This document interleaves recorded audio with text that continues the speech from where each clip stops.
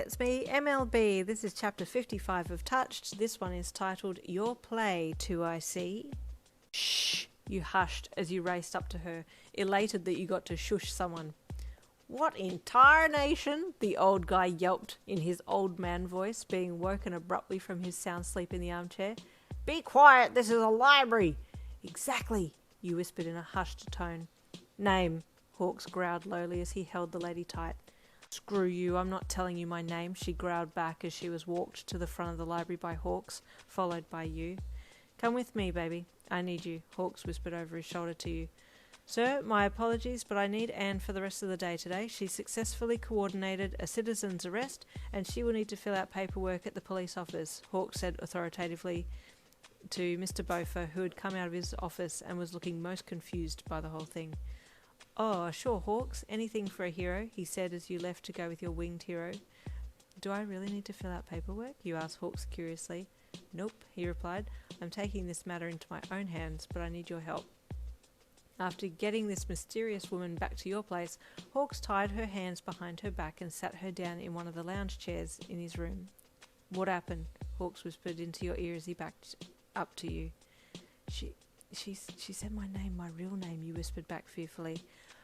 It caught me off guard, and I let my cover slip a bit by accident, but then I quickly touched her with my quirk and made her doubt what she had heard. Then I rang you, you said. I'm impressed, baby, well done, Hawks praised in a hushed tone. That was very quick thinking. Thanks, he said softly as he kissed you. Then he turned his attention back to the woman who was glaring at you both from her seat. You're working for the 2IC, Hawks said matter-of-factly to her.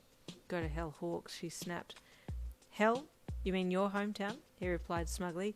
Come now, I wouldn't be so smart-mouthed if I were you, he said as he reached behind him and plucked himself out a blade feather. You gasped.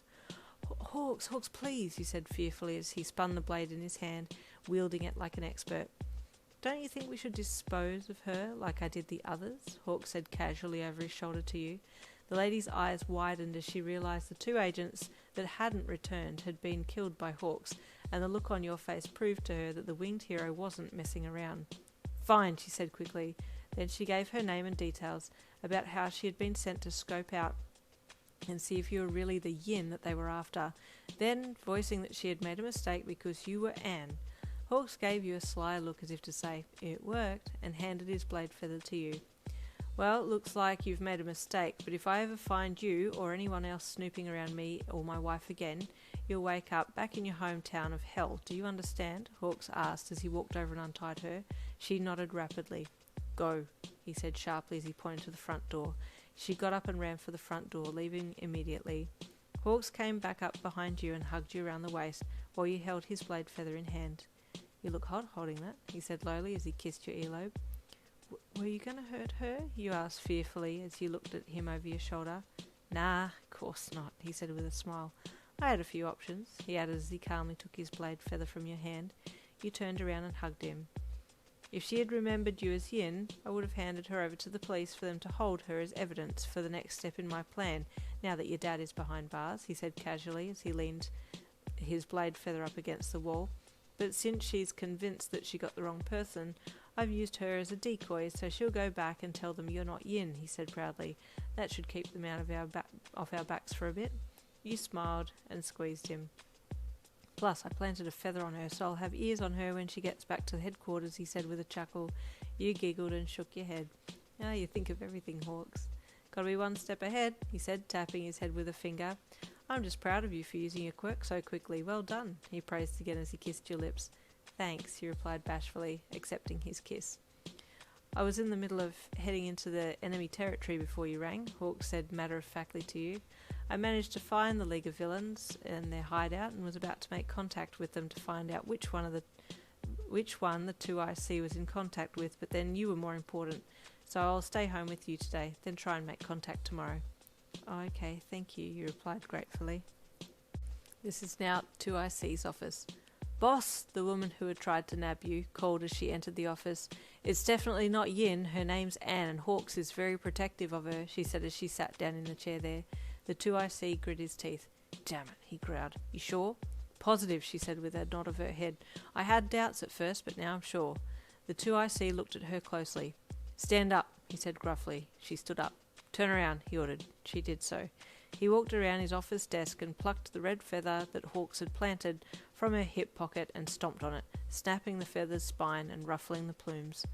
Get this thing out of my sight, he said to one of the other guys who was in the office. The poor agent scurried to his feet and took the mangled feather, racing it out the door. Back at home, Hawk scrunched his nose in annoyance. He had been listening in on the conversation at the 2IC's office and was pleased at how it had been going so far until they had found his feather and contact had been lost. Seems as though Yin's quick thinking fooled them, but we're not out of the woods yet. She'll need to be careful, he thought as he reached an arm around you and pulled you into his side, kissing the top of your head. Little did he know that back at the 2IC's office, the 2IC himself was redoubling his efforts. If Hawks is being protective, then he's hiding something. I know it's her, and I'm going to prove it, he growled. How are you going to do that, boss? One of the agents asked. I'm going to talk to her father and get him to tell us about scar or any other marking that I can use to identify her, the 2IC said. But he got taken in and jailed for criminal quirk offences, the agent replied. I'll just talk to the warden and get him to let me talk to him for a minute, the 2IC said. Simple. Ah, good one, the agent replied with a smirk. The next day you went back to work, still on guard and ready to use your quirk at any given moment. Hawks had given you one of his feathers to keep in your pocket, just in case you needed him too. He was still on a mission to make contact with the League so that he could expose the 2IC's plan and hopefully get the in-charge killed. After I've got the 2IC removed from the picture, my last step is to abolish the silent registry. Then Yin can live a carefree life, Hawks thought as he took to the sky, heading to the hideout that he had found yesterday. And there ends chapter 55. Stay tuned for chapter 56.